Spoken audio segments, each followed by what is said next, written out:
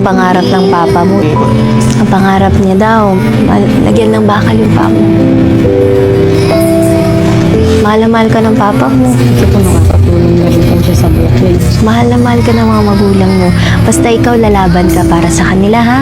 May mga bagay talaga na nangyayari na hindi natin maintindihan, pero kailangan mo magpakatatag. Okay? Ito po ang regalo ko sa inyo. Sana po mapaayos yung 100,000 to. Yung 75 po, ipang ano nyo na po, ipang opera nyo na agad-agad. Bukas po kung pwede.